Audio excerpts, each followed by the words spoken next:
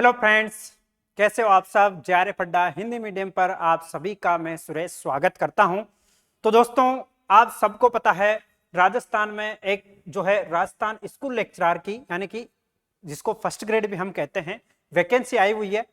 Vacancy जो है अभी कम पोस्ट पर ही है, 2202 पोस्ट की है, लेकिन संभावना है, हम उम्मीद करते हैं कि जो है इसमें जो है पदों की संख्या में वृद्धि होनी चाहिए और यहाँ होगी भी। क्योंकि हमने देखा है कि बहुत सारे न्यूज़पेपर्स में भी और काफी दिनों से लगभग न्यूज़पेपर्स में हम देख रहे हैं कि जो है लगभग 17,000 यानी 17,500 प्लस जो है व्याख्याताओं की जो है वैकेंसी मतलब सीटें खाली है, ऐसे मान सकते हैं, पद खाली है। और उनमें लगभग आधे तो होना चाहिए थे। अपन उम्मीद कर रहे थे सभी कि भाई 6 से 7,000 तो वैकेंसी आनी चाहिए थी, लेकिन कोई बात नहीं, हो सकता है आगे बढ़ जाएं और अपन तो पॉजिटिव रह के ही तैयारी कर सकते हैं।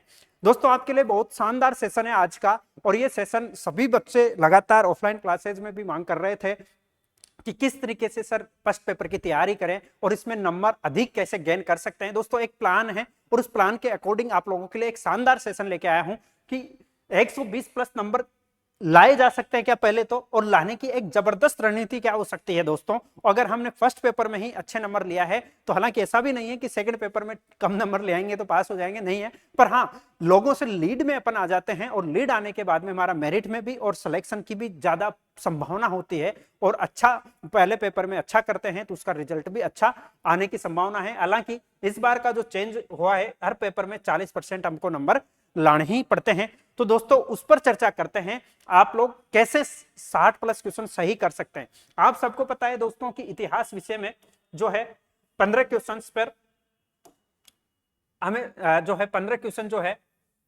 आते हैं फर्स्ट पेपर में स्कूल लेक्चरर के में, जिसमें राजस्थान का और भारत का दोनों ही शामिल है। शैक्षिक प्रबंधन को इस बार दोस्तों फर्स्ट पेपर में शामिल कर दिया गया है, जो पहले सेकंड पेपर में के साथ आया करता था। और शैक्षिक प्रबंधन को नहीं, शिक्षा मनोविज्ञान को, शैक्षिक प्रबंधन सेम ही है, शिक्षा मनोविज्ञान को इस बार शामिल कर दिया गया है। ठीक है, इसको शामिल कर दिया गया है, शैक्षिक प्रबंधन इसमें ऑलरेडी था। तो हमने ऐसा आइडिया लगाया है कि लगभग 5 से 6 क्वेश्चन जो है इसके ऐड हो जाएंगे, तो यानी कि 15 क्वेश्चन का आइडिया रहेगा। आपको समसामयिकी का तो पता ही है, ठीक है। हिंदी प्लस अंग्रेजी जो रहती है लगभग 10 क्वेश्चन होते हैं, राजस्थान के भूगोल के 5, राजनीति विज्ञान के 5, साइंस के 5 और रीजनिंग और मैथ के भी 5 क्वेश्चन हो जाते हैं। अब ऐसा क्या प्लान होना चाहिए दोस्तों जिससे अपन 60 प्लस क्वेश्चन निकाल पाए, यानी कि 120 नंबर हमारे पास में आ पाए। तो सबसे मेजर जो देखते हैं अपन दोस्तों, वो रहता है इतिहास। और इतिहास, राजस्थान का इतिहास एंड कल्चर, भारत का भी इतिहास, इन दिन दो जो है नंबर, इन दोनों का जो नंबर है काफी इंपॉर्टेंट रोल अदा करता है फर्स्ट पेपर में। इसके लिए हमें सबसे पहली जो हमारी रणनीति होनी चाहिए, हालांकि ये सेकंड पेपर पर भी अप्लाई हो सकती है, पर इसके लिए हम बात करें तो सबसे पहले PYQs जो होते हैं ना, इस पर थोड़ा सा फोकस करना चाहिए। थोड़ा तो क्या मतलब अच्छे से ही करना चाहिए, है ना, इन पर रहे। PYQs को हम लगाएंगे हमारे पास में। दूसरा एक और जो चीज सबसे पहले अगर मैं बात करूं तो सबसे पहले तो हमारे पास में पढ़ने का कंटेंट कैसा है, मतलब स्टडी मटेरियल बहुत अच्छा होना चाहिए अपना। एक ही स्टडी मटेरियल रखो बार बार, जिसको अपन को रिवीजन कर सके, जिसका और उसके कुछ नोट्स भी बना सके जैसे, और रिवीजन करने में आसानी रहे। उसके बाद में दोस्तों हम PYQs लगाएं, और PYQs लगाने से हमारे पास में प्रीवियस ईयर क्वेश्चन पेपर का आइडिया लगेगा कि भाई RPSC ने पेपर कैसे बनाए थे, है ना, और उन पेपरों के आधार पर आने वाला एग्जाम में पेपर कैसे बन सकते हैं, हम उसकी तैयारी कर सकते हैं। और अपनी तैयारी में एक थोड़ा सा अच्छा मूव रहेगा, अच्छा स्टेप रहेगा। क्वेश्चंस को, फॉर्मेशन को हम समझ पाएंगे कि क्वेश्चन कैसे बनते हैं RPSC में, उन सबको समझेंगे। देन इसके साथ एक और प्रक्रिया रहेगी, वो रहती है टेस्ट सीरीज। मैं समझता हूं टेस्ट सीरीज भी काफी रोल अदा करती है, जिसका हम व्याख्यात्मक विश्लेषण करें अगर तो, जिसके आधार पर हम टॉपिक को कवर करते हुए चलते हैं। तो Rajasthan history and culture, Bharat का इतिहास के बारे में पहला पेपर काफी रोल अदा करता है अच्छे नंबर लाने के लिए। तो दोस्तों, अब इसमें नंबर कैसे लाए जा सकते हैं, लगभग 12 प्लस अपन क्वेश्चन सही कर सकते हैं इसमें दोस्तों। 12 प्लस क्वेश्चन तो किए हुए भी हैं, करते भी हैं और आगे भी करते रहेंगे। लगभग कुछ बच्चे तो पूरे के पूरे भी कर देते हैं, ऐसा भी नहीं है, है ना। तो इसके लिए अपन को एक, मैंने पहले ही बताया आपके लिए कि कंटेंट अच्छा होना चाहिए, अपना स्टडी मटेरियल कैसा है। जैसे कि मैं फर्स्ट पेपर के लिए अगर हिस्ट्री की बात करूं, एक नाथ पब्लिकेशन की पवन भंवरिया सर की एक बुक आती है, बहुत शानदार किताब है, मैं समझता हूं काफी अच्छी किताब है। उसमें से लगभग पूरा का पूरा स्टडी मटेरियल मिल जाता है।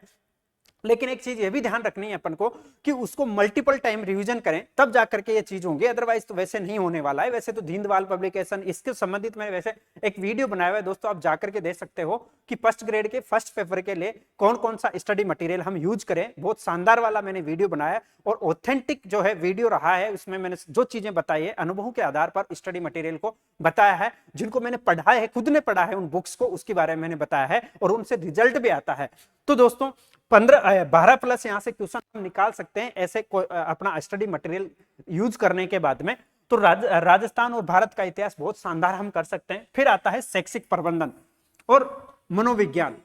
इसको दोस्तों हम घोट के पी जाएं, घोट के ही पी जाएं, वही स्ट्रेटेजी के साथ में पीवाई क्यूज जो रहेंगे, काफी इंपॉर्टेंट रोल रहता है, जिसे हमें पता चलता है एनालिसिस के साथ साथ इसका डिटेल सॉल्यूशन पढ़े, उससे संबंधित क्वेश्चन कैसे कैसे बन सकते हैं टॉपिक के अकॉर्डिंग, उनको हम देखें, जहां से मल्टीपल टाइम कोई भी टॉपिक हो सकता है, हिस्ट्री में भी हो सकता है, इसमें भी हो सकता है, कहां से ज्यादा क्वेश्चन बनने की संभावना रहती है, कौन से टॉपिक जो रहेंगे काफी इंपॉर्टेंट है, उनको हमें बार बार पढ़ना पड़ेगा। और फिर आता है दोस्तों काफी प्रोमिनेंट टॉपिकों में, वो है समसामयिकी, जिसके 10 क्वेश्चन रहते हैं। और इसके लिए दोस्तों सबसे इंपॉर्टेंट है न्यूज़पेपर, और न्यूज़पेपर के साथ साथ दोस्तों एक करंट अफेयर्स की किताब आती है, मूमल, मूमल नाम से आती है, राजस्थान में चलती है ये, जिसके दो तरीके होते हैं, एक तो ये द्विवार्षिकी होती है,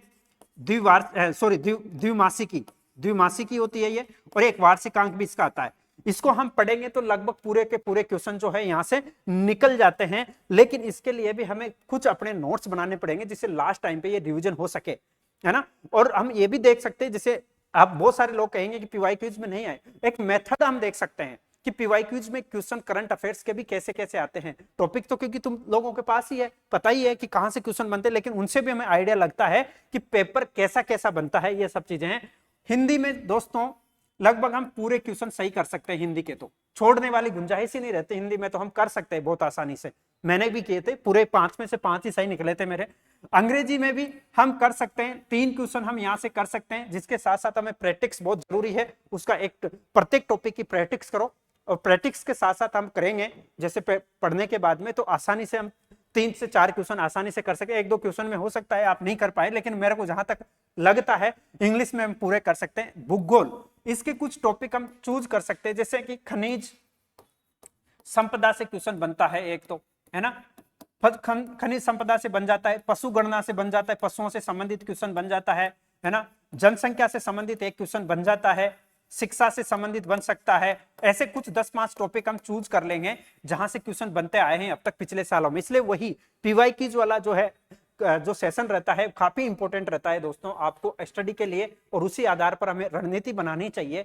जो है पॉलिटिकल साइंस के भी 4-5 टॉपिक जो है फिक्स रहते हैं, जैसे कि राष्ट्रपति, ठीक है, राज्यपाल, मुख्यमंत्री के कार्य, है ना, आरपीएस से रिलेटेड जो टॉपिक है उनसे संबंधित क्वेश्चन आते रहते हैं, बार बार मल्टीपल टाइम वो से क्वेश्चन पूछते रहते हैं, और उनके कार्य विभागों, जैसे पंचायती राज से, स्थानीय स्वशासन से क्वेश्चन आता है। तो ये 4-5 टॉपिक को रट ले, प्रीवियस ईयर क्वेश्चन पर पेपर को हम देखेंगे अच्छे से, तो मेरे हिसाब से मुझे ऐसा लगता है कि क्वेश्चन पेपर को अटेम्प्ट करने में भी आसानी होगी, साथ ही साथ में, क्योंकि देखो 3-4 चीजें हमें नोट करनी होती है पेपर को, हमारे पास नॉलेज होना ही सब कुछ नहीं होता है, उसके साथ साथ हम पेपर को किस तरीके से अटेम्प्ट कर रहे हैं वो 3 घंटे में, वो बहुत मायने रखता है। हम पैनिक नहीं हो, हम पैनिक हो गए भले आप कितने भी पढ़े हो, आपको कितना ही नॉलेज है, लेकिन दोस्तों एक चीज जो मैंने रियलाइज की खुद ने भी, कि आप अगर वहां पे पैनिक हो गए ना, तो ये मान के चलो आपकी जो पढ़ाई है ना वो निकल जाएगी, मतलब ही नहीं होता है। इसलिए आपको अभी से प्रत्येक टॉपिक को अच्छे से पढ़ते हुए चलना है, जिससे आप वहां जाकर के पैनिक नहीं हो, आपको खुद को कॉन्फिडेंट हो,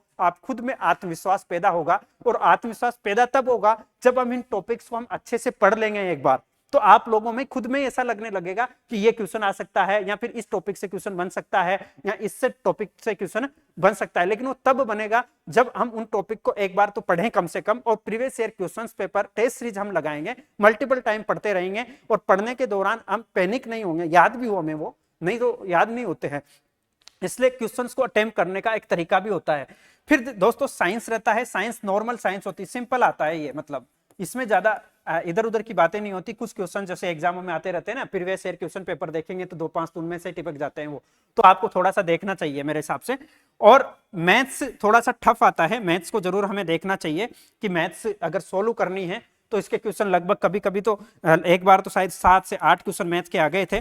तो हमें देखना चाहिए, मैथ को देखना चाहिए। अब मैथ्स में हमें उम्मीद करके चलें कि भाई हमारे 4 से 5 क्वेश्चन सही हो जाए बस, है ना। तो रीजनिंग में हम लीड कर सकते हैं, रीजनिंग के लगभग 4 से 5 क्वेश्चन निकाल सकते हैं, है ना। तो इधर 4 से 5, इधर 4 से 5, तो 10 क्वेश्चन, अगर टोटल 10 आते हैं तो इधर 5 क्वेश्चन अगर मैथ के आ गए। मैथ के कभी कभी क्या होता है, इन दोनों के मिलाकर के, है ना, रीजनिंग के 3 ही हो जाते हैं, 7 क्वेश्चन मैथ के दे देते हैं, ऐसा भी हो जाता है बहुत बार। या फिर अगर दोनों के इक्विवेलेंट आते हैं तो फिर हमारे थोड़ा सा फायदा हो ही जाता है, लेकिन ऐसा होता है तो थोड़ा सा मैथ के 2-3 टॉपिक जो है ठीक है, मतलब सिंपल टॉपिक है, उनको आप पढ़ लें।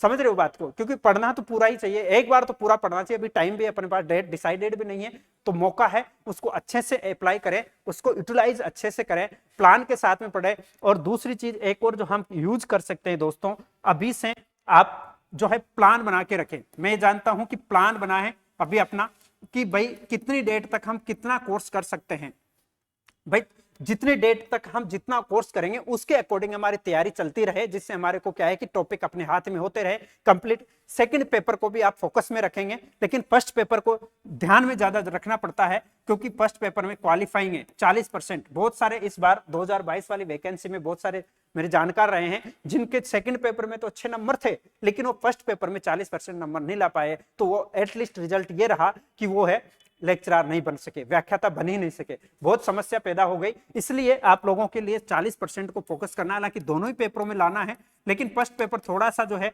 टफ पड़ जाता है एक्चुअली, इसलिए इसको पे ध्यान देना बहुत जरूरी है। प्लान बनाए हम स्ट्रेटेजी के साथ में, है ना। और हम ये भी नहीं सोचे 10-20 घंटे में पढ़ने, नहीं पढ़ना, हमें डेली के 8 से 10 घंटे अगर कर सकते हैं तो ठीक है, अदरवाइज इससे भी कम पे हम आ सकते हैं, 8 घंटे से भी नीचे पे आ सकते हैं। लेकिन जो पढ़े वो प्लान के साथ में सिस्टमेटिक ढंग से और ऑथेंटिक कंटेंट के साथ में पढ़े, और कंटेंट ऐसा होना चाहिए जिसमें एरर्स नहीं हो। दूसरा ये होना चाहिए कि जिसका हम सेल्फ नोट्स बना सके, है ना, जिसको रिवाइज करने में आसानी रहे। ये चीजें बहुत मैटर करती है।